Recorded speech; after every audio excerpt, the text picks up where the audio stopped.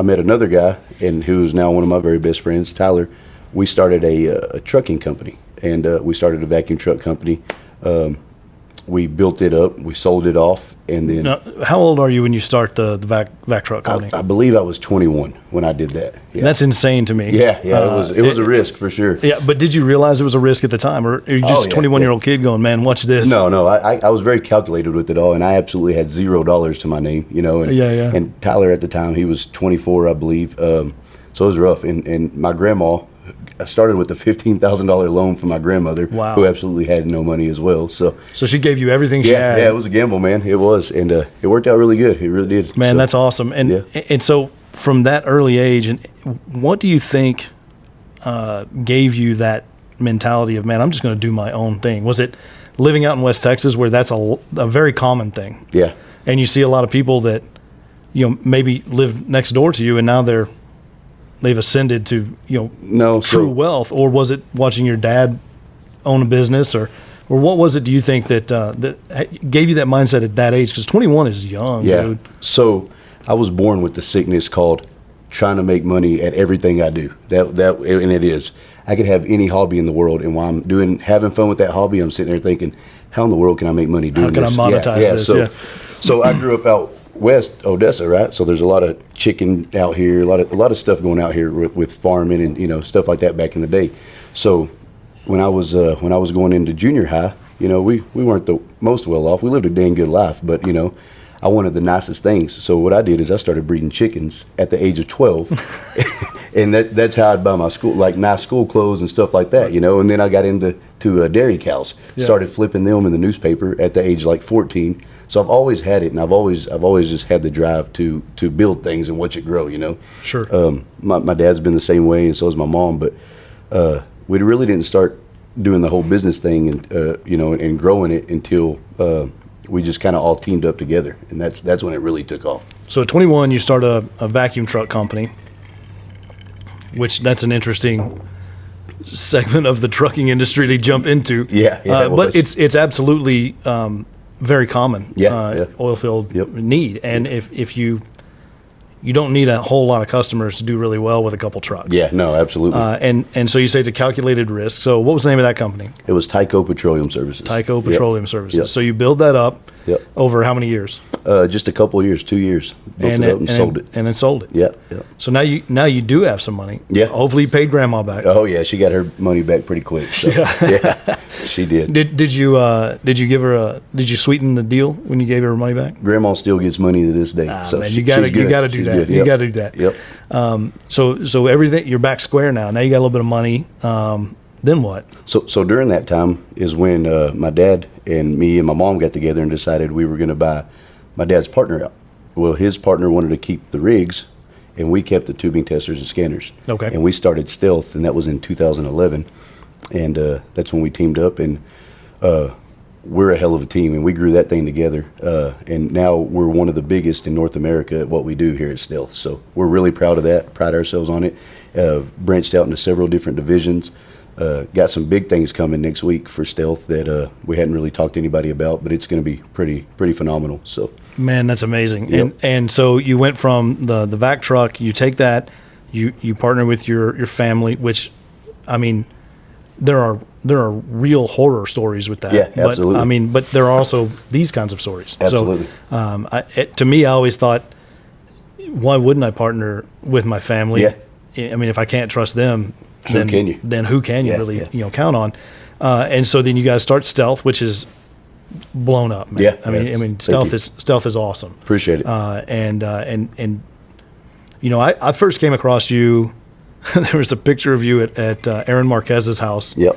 Standing next to Lindsey Graham, making him look this tall. Yeah, that was a great night. Yeah, and I was like, man, there was something about you, and so there's so I was like, I'm gonna follow that guy. So I'm gonna watch, and then.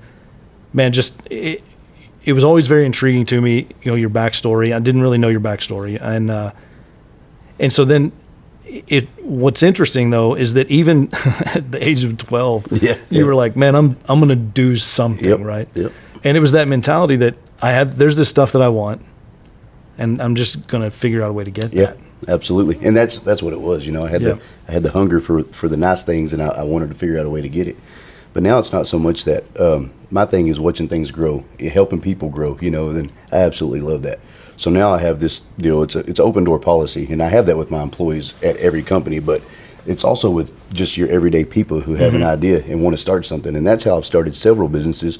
Was people coming in my door and saying, "Hey, I got this idea. You got a minute?" And absolutely, let's talk about it. Let's figure it out. So we've took some big risk, and most of them have paid off for the most part. Not all of them are home runs, but most of them have, and it's been great. It's really cool.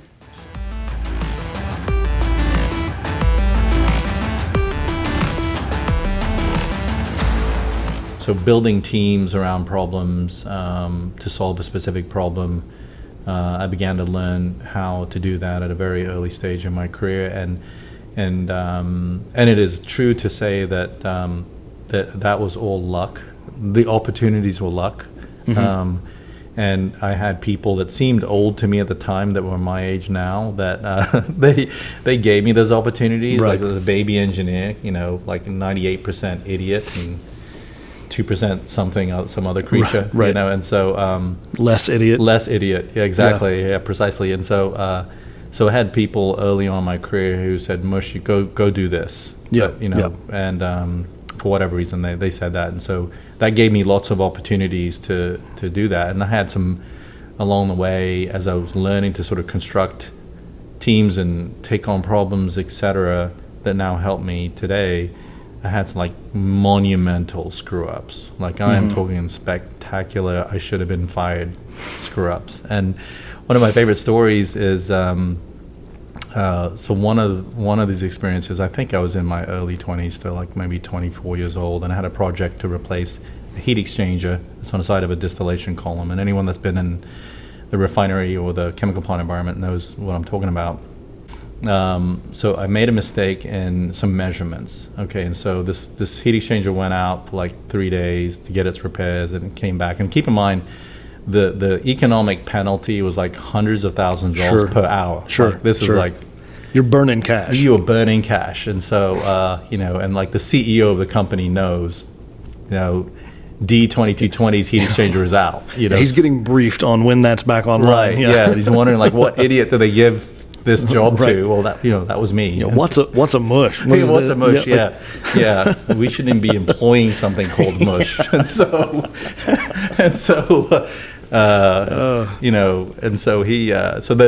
I had this job, and so I mismeasured, so like an inch off, and so so down it comes and out it goes, and it's basically restart that whole thing. Yeah. Story gets better. So comes back. So this time instead of better's an interesting word, but yes. So like it was like instead of this, it was the other side. Yeah, I screwed up like in reverse. So not technically the same mistake. It was like the opposite of the mistake I made. Is the picture negative of the mistake? It was, yeah. So the guy I worked for at the time. First of all, that's what engineers do. What you just did. What's that? It's not the same mistake. No, that's right. It's the exact same mistake. Yeah. No.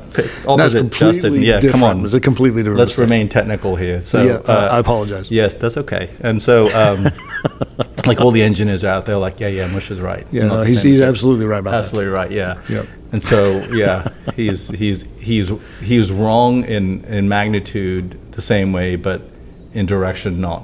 So it's completely different. So those vector geeks out there. So anyway, so like Ralph Villiman, who was the maintenance manager at the time, he was like 6'3", 6'4", like John Wayne, just Texan. An imposing human. Oh God, I was so intimidated by Ralph. So intimidated. But you were a kicker for LSU. How is that possible? It's hard to believe that a kicker would be intimidated by anything. So Ralph calls me, like on the radio. So we have these implant radios. Right. He's like, Mush, what's your 20? I'm like, oh crap, this is not good. Ralph is calling me. Like, what's your 20 means what's your location? Where are you? But what he meant was, come here now. That's right. Yeah. So wherever you are, right. Be here. Be here, like now. Now. And so I traveled over there on my little plant bicycle, and then he lets me know what the problem is. And he gives me the biggest public dressing down I've ever experienced in my life. And this was like you couldn't do it today, but he used some choice words about my background. It was 100% deserved. 100% deserved. Yeah, really well deserved. And so, and it really was. It was a complete. It was not. Here's what I should have done. I should have had someone who was used to taking these measurements take the measurements, but I was too damn arrogant. I was like, no, I can do it. Well, it's just a tape measure. I can operate a tape measure. I couldn't, obviously. Clearly not. Yeah, right. And so, so I made a mistake there. And so he gave me a massive dressing down, and kind of like went to the core of my existence. And so. I was like, whatever sort of arrogance was in me at the time. He took care of that. Yeah, like sword went in, out came the arrogance. Right. And so, and Ralph was, if you can believe it, I think he did what was necessary for me, in that moment in time. He knew what he was doing. He was a very, very smart guy. So Ralph gave me this dressing down, and I was just like completely wrecked. I think the lowest point in my life, literally. And not just your professional life. My life. This is it. I'd never experienced anything like that, And so, so I'm sitting in my trailer, and this was back when you could have a trailer in an operating environment. Now you wouldn't do that for safety reasons, but so I'm sitting there. By now it's like 7:00 in the evening, and everyone's gone.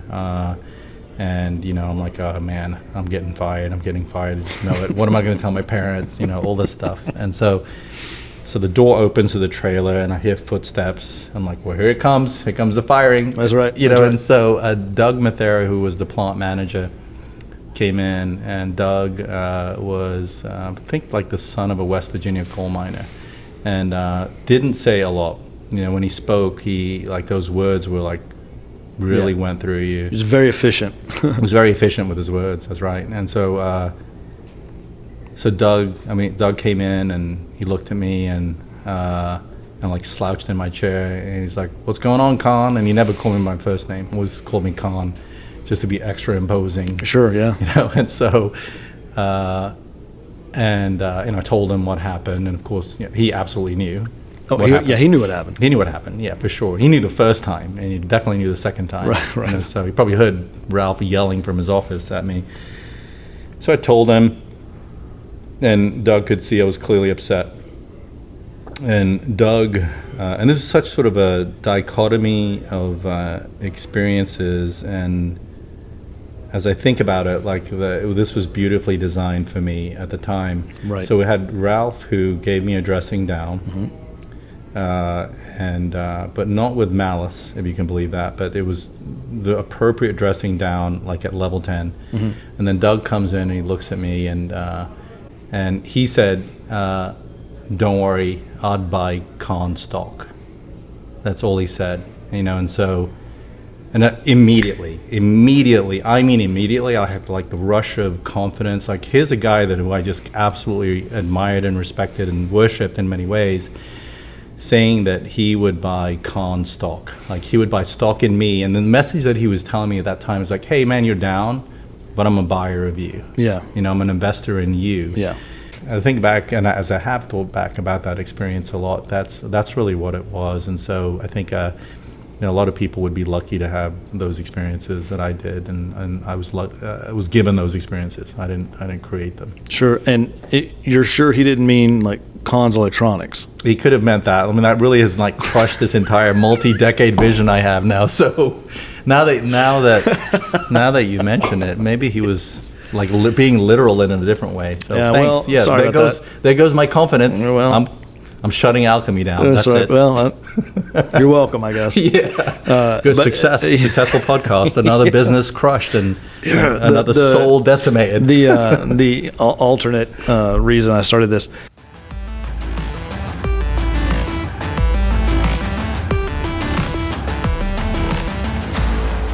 We buy the company January 30th. I think here it comes, money time, game time, and then COVID, March 11th, 2020. So 6 weeks after we buy this company, the world collapses. So everybody knows what you did on March 11th. You went home, you didn't touch, you started freaking out, 2 weeks to kill the curve, whatever bullshit they told us that doesn't turn out to be true. And so I spent a week at home, in like I was supposed to, like we were all supposed to. I spent 5 days, and my wife was like, go to your office. Go away. Go away. Yeah. You're annoying me. There's nobody in your office. Go to your office. So I'm like, fine, I'll go to my office. So that next Monday, I went to the office, and nobody was there. I was very panicked, very, very panicked. All of the businesses had shut down. All of people were freaking out. There was no such thing as PPP at that point. Right. There was, it was a very terrifying time. I mean, I'm sure everybody remembers this. And if you're a business owner, you definitely remember this period. Like, nobody knew what was going to happen. And I mean, and you know, look, we're not debt ridden, but at the same time, like, cash flow is important. Absolutely. So- in any business. Yeah. So, I mean, a month of we didn't stop paying our people. Oh, they're mowing now. I'm telling you. That's awesome. It's looking good. So I'm, so I set out to, where am I at on this story? So You're still paying people. Things Yeah. are going great. I mean, we're not cutting out. We're not doing anything yet. We're just holding pattern. I mean, it's only a week into it, so there's no reason to do this yet. yeah, you're paying attention to it, but you're not like, Well, I mean, I'm more freaked out than others, I'm sure, because again, Well- I own the business outright at this Right. point. I've got, all the liabilities on me. I've got 5 years left on leases. I mean, there's a lot of cash. I've just Sure. expended a bunch of free cash to this other business, right? I mean, like it was a tight situation made tighter. right. So, I'm up and down the hallway, and we have a very long hallway, and I'm just up and down, thinking alone, up and down, and I'm talking to myself. I'm thinking out loud. I'm zoned in. I'm just pensive, and all of a sudden I go to the very end of the hallway, and I'm just looking down, and I remember thinking, each office is a person. Each office is a person. Like that's a family in that office. Mm-hmm. And back to the point about caring about people. And I'm like, each office is a person that I need to care about, that I need to think about. And I was like, Josh, you can't, going back to the whole, when have you ever challenged yourself, right? Like, you cannot crawl into a hole. You cannot walk away. There's no option to quit here. There's a whole story to that moment here in a minute. I'd been through a kind of a company issue 2 years prior to that. It was so devastating to me and my wife and just the family that I had gone through a moment where nothing could have been more detrimental, really, at that time, where I remember telling my wife, the only way out is through. And if you don't say that to yourself as an entrepreneur, the only way out is through all the time, then you haven't been challenged yet, and you will. And when you get challenged, remember that the only way out is through. No one's coming. That's what I told myself walking up and down the hallway. No one is coming to save you. Yeah. No one is going to It's save you. on you. No one is going to save you, Josh. No one. And really, that was a tough realization. That was a very tough realization of that. I don't have a safety blanket. I don't have I'd left my family business, and not only that, I'd competed against my family. Yeah. They're not going to welcome you back. Well, I mean, I'm welcome, but it's not like, I don't get to tap into that Right. trust fund. Right. Like that's a separate fund that I'm not. That ship sailed. Yeah, a bit. exactly. I don't have access to that. So, I remember saying, no one is coming to save you. So what are you going to do?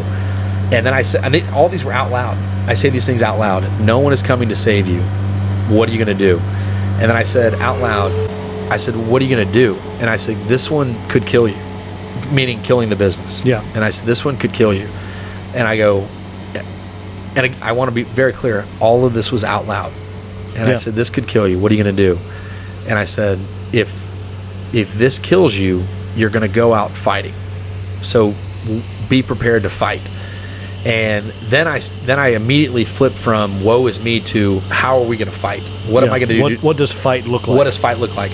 So then I started looking at all these desks, and I thought about how my wife had kicked me out of the house after 5 days. And I thought, I bet other people are getting kicked out too. I bet other people want to get out of their house. And I have a phenomenal home office. I do too. Yeah, I've got a great. It's quiet. I can close doors. I mean, it's great. I can separate. But I bet I know friends that don't. They're working at a kitchen table, and this is Zoom or whatever was still really early on, and I was like, I bet a bunch of people don't have a great office set up at home, and they have babies and they want to get out. So I called everybody I called, large company CEOs. Truly, I won't mention their names, but men and women that that are big industry leaders were in our office. I said, if you need an office, come to my office, and you can use the facilities. You can use a desk any day you want. I've got 25 desks. Right. Printers, office. We can socially distance because that was kind of a thing. Right. I said you can behind the glass so everybody will be safe, and and that's what we did. So some days we'd have 5 people. Some days we'd have 25 people. Dude, it was amazing. We would have commercial real estate guys. We'd have medical guys. We'd have lawyers. We had the CEO of a major publicly traded company. There's an industry agnostic group of folks. It didn't matter. It didn't matter. And people were meeting each other for the first time, and you had oil and gas, you had everything in there. So men, women, young, old. It was the most active office in all of Houston during COVID. I guarantee.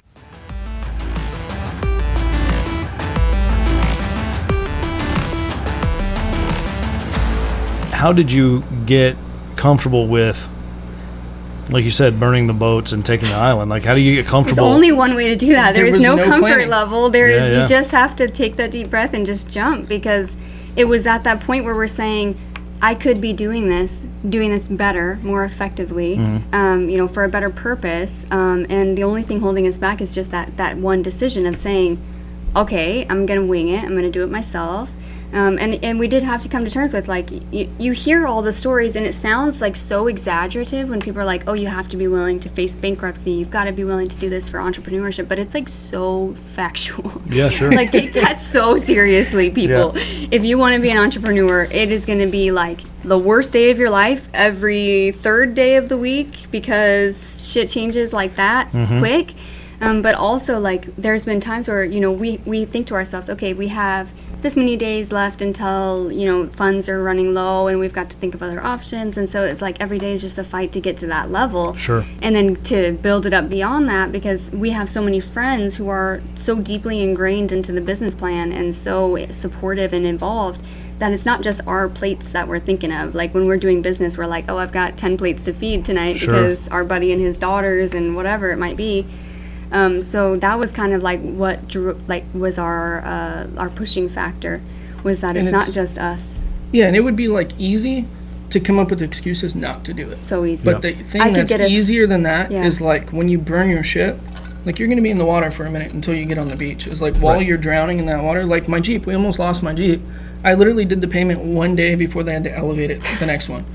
And it was 3 months behind. And we were both sitting there like, dude, like, it's about to go bye-bye. Like, we're about to be down to one car. We had to fix this. But to us, that was also stuff worth on it. the house. And Because, we were like, we're about to sink right now. But But we're so far in right now. We're young enough to where if we get bankruptcy, who cares? Who cares? Start over. We'll go back. Like, we know she can get a job easily. I was working an over 6-figure job, like, without a problem. So for us, it's like, this is a voluntary suffer where we're like, we don't have the groceries we want. We're eating cheap. We're not going out ever. We're not wearing the coolest clothes. But we get to this point where it's like it's worth it, because in the future, it's not only going to benefit our lives, it's going to benefit, our children's generation, friends and family, and like that culture that's missing in so many corporations that we see. Like, that's what we're that's what we're building.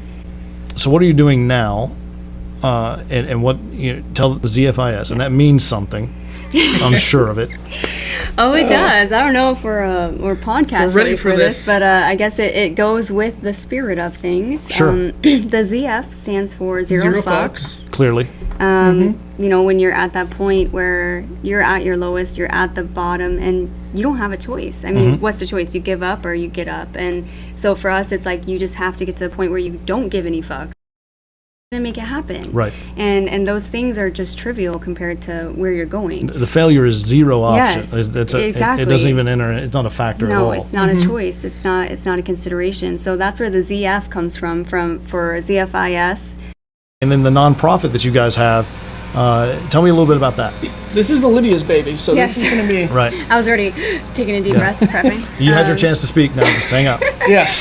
So the Relentless Revival Safe Haven, that is our nonprofit, and it's going to be, soon to be, a long-term sustainable safe haven for human trafficking survivors. And it's going to have an 18 to 24 month long restorative care program So personal and professional development, specialized therapy, either like addiction therapy, trauma therapy. We'll do animal assisted therapy, art therapy, and then economic empowerment through internships and guided networking and career coaching to get them to that point where when they're done with our program, they have an idea of exactly who they are and what their strengths are and where they're going to go from that point on. Long-term goal is to have an emergency placement facility as well. So if you can kind of imagine like a 24-person barracks, and we want to have like that's a lack. Yeah, That's a lack right it's now. an extreme need. Speaking to the people who already have the safe havens and stuff, the one thing that's needed to help with it, like, yeah, there's not enough long-term facilities, but right now they're recovering these survivors, right? They finish their interviews and all that kind of stuff. They're just like, okay, like, you can go. yeah, like, You're free where to are they go. supposed to go? They've been Well, they're going to go entrapped right in- back to where they were. Exactly. If Yeah. they They go do, right and back if they because- do, they're going to be beat up. They're going to get their Oh. money taken away. It's going to be horrible. And if they don't, then they've got the clothes on their back and the streets. And there's this that's tower it. of power, and wherever they were, when they leave and come back, they're right back to the bottom. Yeah. Right. So, they have lose no options. everything. So it's not like a, hey, reach out for help and guaranteed I'm gonna get help. No, it's like Because- we are probably not going to have help for you. We will yeah. not have help. Like, so now it's a gamble for them. Like, I understand from their situation now. Like, I don't want to gamble if I'm alive technically right now. Like, Yeah, yeah, I my mean, life might be absolutely horrible. It's but terrible, I'm but alive. I'm alive. Yeah. But I'm exactly. alive, yeah. But, or and I don't know if I can get better. I don't know if I can have something better than what I have right now. Or if I even deserve something Yeah, better. It's just so exactly. much brainwashing that Yes. goes into that type of Absolutely. a thing. they It's- just trauma bond them to the max. It's And terrible. It's horrible. Yeah. Yes, And we've so- heard some stories that are like, literally, Oh. like, if I would see it on a movie, I'd be like, dude, that's too fucked up. Like, I don't want to watch that. It's and I'm the like, darkest- I can't believe it. it's I the darkest literally thing. can't believe it.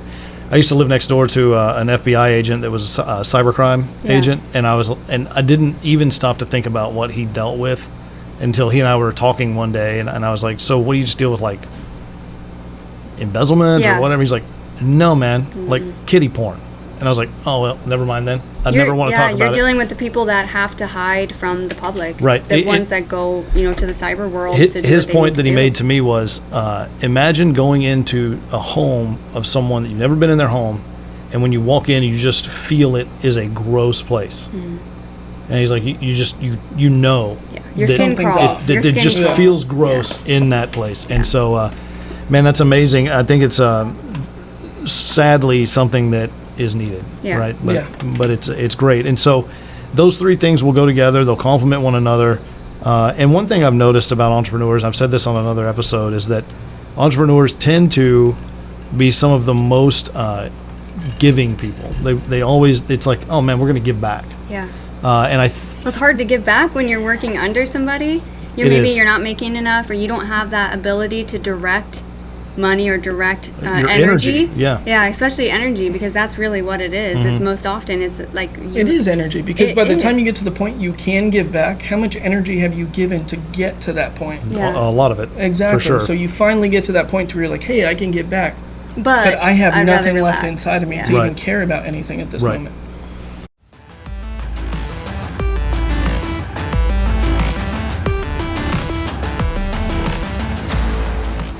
You spend 20 years there, and then you decide, you know what? I'm going to start a business, or Yeah, it's an interesting story because again, it kind of leads back to Sure. our relationship. 2009, my wife and I made the decision to move our kids. We had a growing family at the time from Southern California, Ventura County area, to Parker, Colorado, where we had some friends. Towards the end of my career at Anthem, it became very apparent that I was taking a look at my life, and I was saying, I've got still probably 30 years left of working, and I've done a lot, and I've achieved many milestones, even more so than I could have imagined. I have a wonderful boss and great team, but I was just lacking in motivation and ambition because I didn't have a clear vision of what my life looked like beyond the kind of current role that I was in. I couldn't see beyond that. And I had done. and you're thinking, am I going to do this for the next 30 years? Yeah, you certainly take a look at that. Sure. Two things is, one, I had to lay off half my staff, and many of the staff that I've had relationships for 15, 20 years growing up in the company. And having to tell your staff that they're being let go after, in a lot of cases, 30 and 35 years. And this is all they've ever known. For no other reason than there's a business reason. Right. Yeah, that's tough. And I'm lifelong oil and gas, and we are no strangers to being laid off. When times are good, they're great. When times aren't, they're just not. So Right. You're right. That is awful. Yep. And then I was seeing, that was a pivotal moment, and it really got me thinking. The other moment was when I heard some of our older individuals on the team, getting up 60, 65 years old, see some of them retire and then come back, and having lunches with them, which is amazing to see them again. And then they're just like, wow, I spent so much time in one company, one industry. I really didn't learn beyond my first 15 or 20 years, which was again where I was at in growth. Beyond that, I did the same thing every single day and over again. And now I'm retired, and I still have people and memories, but now the people are so embedded into their day-to-day job that you lose connection. Correct. And you think you have this work family all figured out, and it's going to carry you to the next 30 years. So I'm like, wow, that's a very telling moment in my career to say, one, am I going to grow as an individual, and am I going to expand, and am I going to learn new things? And I think that, coupled with, man, do I want to be that person at 65 that says, man, this was my life. Your identity is wrapped up in that corporate job, and there's so much comfort there too, right? This is here, man, and I can do this for another 30 years. It might be a slow death, but I can do it. Right. And we'll live very comfortably for the next 30 years. Right. But yeah, it's certainly scary. It is, and there's no, to your point, no safety net, no insurance for the family. So it was truly a leap of faith, as one would say. And I think that's where my mind kind of goes to, is risk versus reward. And for us, we were willing to risk it all, to say, let's give it a shot. We place a bet on us. And a lot of people, they're not willing to do that. And I get it. But again, for us, that moment where we said, is this the next 30 years of our life? And for me personally, if I'm not growing, I'm dying inside. Right. And so my spirit, Justin, I was in such an entanglement. You just felt crushed. Yeah, you're just like, man. I knew I had to do something, whatever that looked like. Right. I knew, I'm a faithful guy, so I look to Christ, me personally, and so I knew from a faith perspective that, hey, God's got me.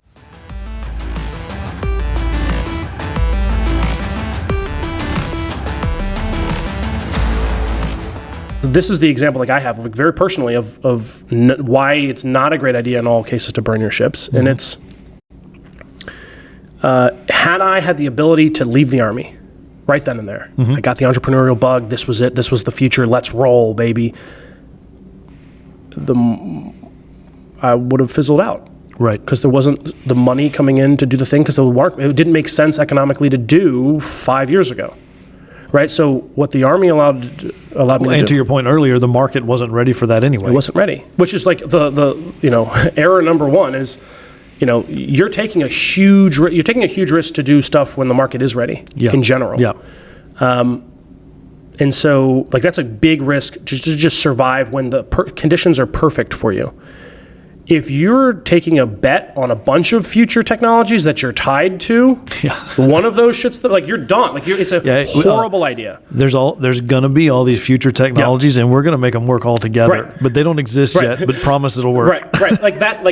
Why would you burn your ships? Right. For that. That's fair. And so the other thing, the third thing, so one was just the obligation is what it was. So get over it. The second thing was this was a major swing for the fences. Sure. That was almost certainly not going to work. Yeah. And the third thing was, and this actually is what ended up happening, having someone else, having a job enabled us to, every dollar that we got, we pushed just into R&D. So there wasn't like me and my lifestyle that I had to support or family that I had to support at all. Right. So every investment dollar, every grant dollar, everything that we've ever gotten, we just pushed back into the company. That furthered research and development, and it wasn't like, I need to pay rent. Right. So, some people could say that like that's chicken shit entrepreneurship or whatever, but it's like, I would rather live in a country and live in a world where people are,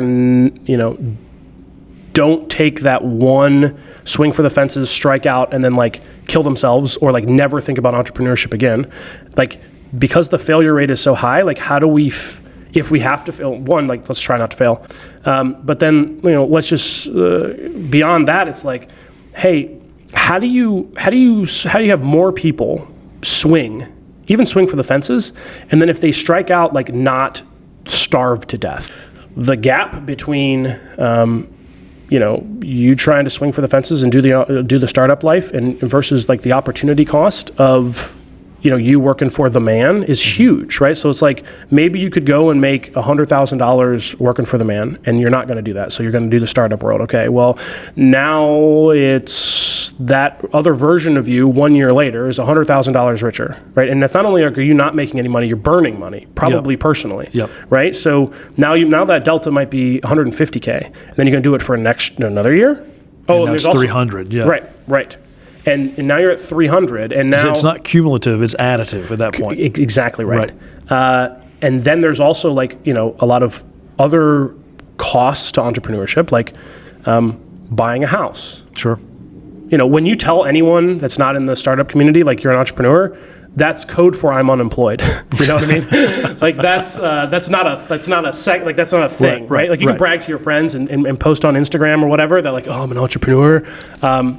But hustle life. Yeah, right. Hashtag hustle life. Like, but like a lender hears, oh, you're unemployed. Oh, you have no job. Oh, you have no job. You have no way of paying me. So like, go fuck yourself. You're like, I'm not going to give you this loan. Right. So like, maybe I'm in the wrong circles, but I've never heard anyone say that about entrepreneurship, about specifically like, if you want to do this lifestyle, you need to figure out alternative ways to buy a house because you're probably not going to do it the way that you want to do it. Right.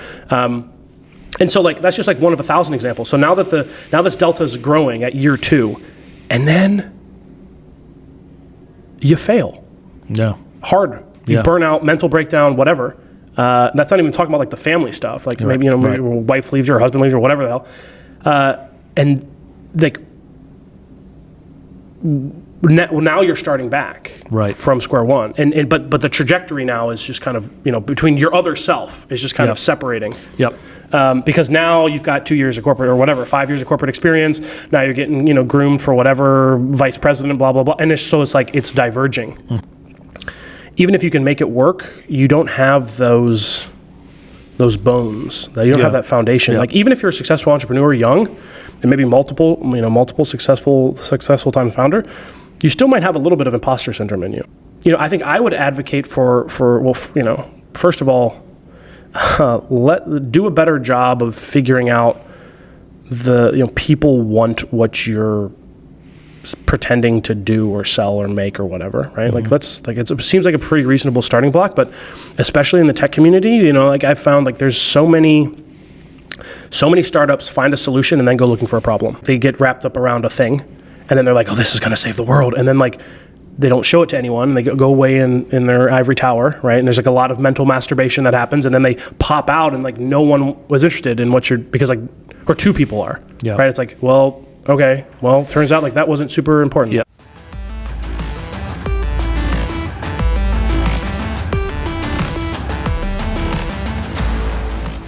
I think for some reason, some people grow up where their compass is just correct, and some people grow up where it's a little wobbly, and mine was a little wobbly. Yeah. And but they said the situation you're in today is a direct result of the choices you made yesterday.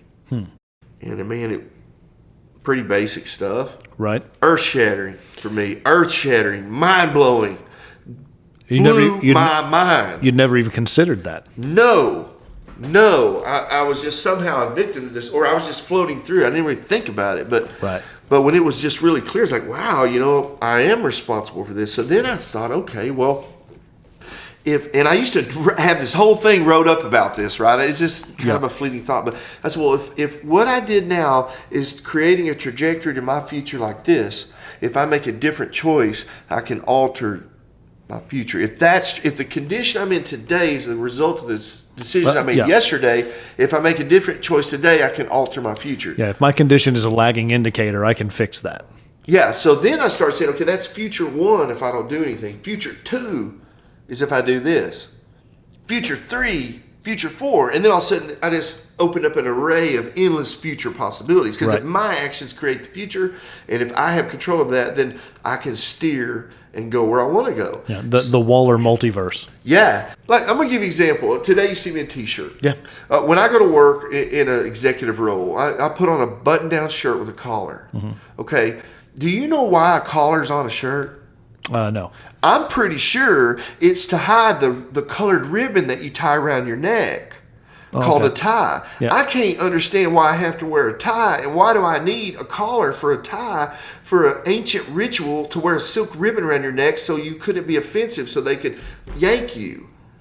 Don't grab my tie, I'll whoop your ass. Is that what that's for? That's what I heard, but let's be honest. Why would a collar exist on your shirt with a flap and the buttons? It's all made to hold this decoration. I don't want to be decorated. I don't want to play that game, right? That's fair. I don't want to do it. That's fair. But I had to. But you can, though. But I can, and I will, and I look nice in a suit, and I feel good in a suit. And I think that's important for people to understand is that I had this conversation with my youngest daughter. I said, man, to get anywhere in life, learn to be comfortable in any situation, have conversations with anybody, and hold your own in all of them. Yeah, look, I don't care who's watching this if they're trying to get better. If you're 18 or 38 or 48, get a good fitting suit, man. You're going to need it for something. No, get a good fitting one. When I met Don introduced me to dynamic work design. That's when I learned another really good trick, and it's a trick that I'm careful about saying because you can't abuse this trick. But Jerry Austin came to me and said, I need you to reduce the time from when drilling moves off to when you're selling gas by 90%. Oh, wow. In 90 days. Don teaches me these tools, man, and they start letting me get things done without Six Sigma, without lean, without calculated math. And what really happened was it helped me have a better conversation with people. Gotcha. Right? It helped me talk about things being on or off target. You know, at BP we had a stoplight, green and yellow and red. And Don said, I don't understand that. Yellow, what does yellow mean? It means I'm nearly failing or I'm almost winning. Yeah. Yellow's gone. So I don't have a yellow light anymore. You're on target or you're off. I don't do yellow. Yeah. We're on or off, man. And now if you're off target, people are trained up, that's bad. It's not. It's just off target. Okay, what do we do to fix it? It's a different conversation. Hey, why and what are we doing and is the target realistic? I tell those types people, of things. let's watch this because the train, when you look at a giant train wreck, it wobbled way back there. Sure. Let's catch the wobble.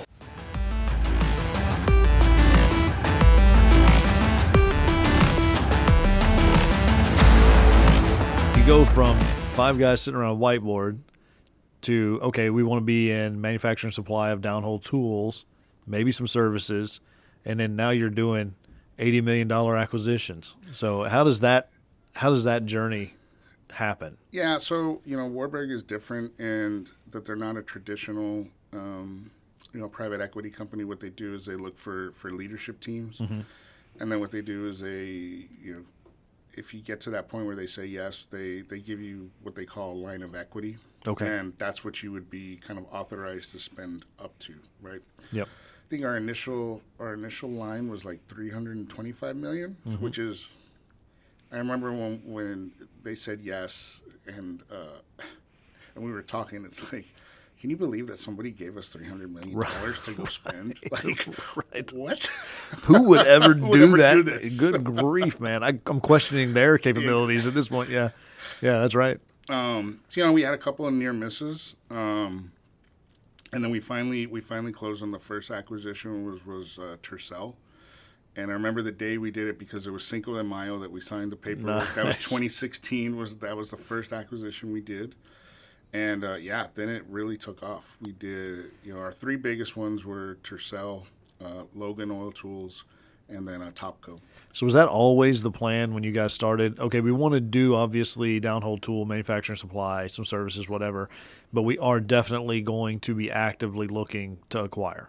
Was Yes. that from jump? That's what we want to do. Yes, that was the entire premise. Was we wanted to build something to be competitive in that space to an NOV or somebody like that. We wanted to build it to scale. We wanted to be global, and we wanted to be big enough to eventually, take public. I mean, obviously you've dealt with large staffs through the acquisition process and those types of things. This will be interesting because we bring people on straight into the company. So it's not like you bought another company that has these people. What are you going to do to ensure that they carry forward, your vision? Because that's what you're hiring them to do. So actually, it's pretty funny. I learned a lot about that from Rubicon because, even though we had, people are like, oh yeah, you had all this money and you were buying this.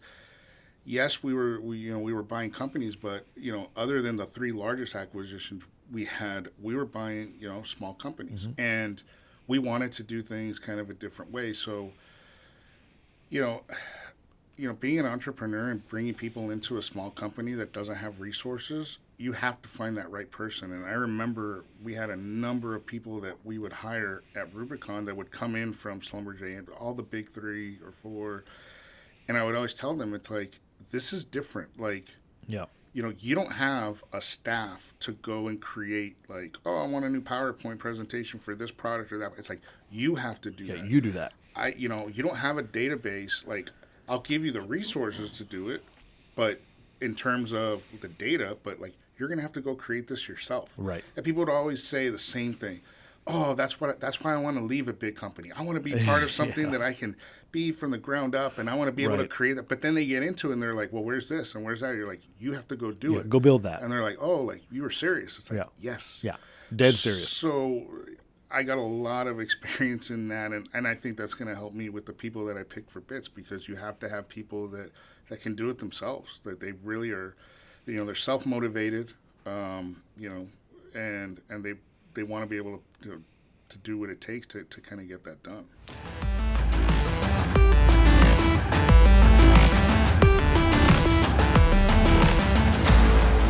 So they wanted our service members wanted to go and help, but they couldn't. So I decided I'm going to put a small team together of people, all special operations veterans that I knew very well, trusted, had the experience to do this. And we put this 12-man team together to go get Aziz. And as we were planning to do it, one of the guys says, "Hey, that's like 3,500 orphans in this camp that are going to be left there. Let's go get them too." And we kind of paused for a second and said, "Man, we have like over a century of like incredible like special operations experience in this room. We all have the passion, the ability to do this. We have networks and resources. Like, we could help a lot of people. Let's help as many Americans, women, children that are vulnerable, interpreters and their families, Christians that be killed for their faith. Like, let's help as many people as we can." And so after that decision was made, the only way I know how to describe it was just completely like miraculous, because every door that should have been closed was open for us. And I mean, the Joint Chiefs of Staff, General Milley's office, gave us permission to land on the airport and start evacuating people. The United Arab Emirates, the royal family, we called them and said, "Hey, will you help? We need a place to bring these people to, because they won't have visas. Like, we can't human traffic people out. Like, we need a humanitarian center to bring them to." They said, "Yes, you could use our humanitarian center. Not only that, we're going to give you doctors and food and take care of them, but you can need some planes too. We're going to give you a C-17 plane, which is a big military plane, and pilots like." And then I got a call from Glenn Beck, and Glenn Beck's a longtime friend of mine and been supported by Mighty Oaks, and he said, I just went in the air and raised money because I wanted to do something, and I just raised $21 million, and I don't have I'm not rescuing people. Like, what, do you guys doing anything? I'm like, yeah, in fact, we are. He ended up raising like $40-something million, and those planes were like $800,000 a piece. And so I just worked with his guy Rudy Atala, and they didn't give us money; they just paid the bill on the planes for us. And so within the first 10 days there, the first day we got Aziz and his family.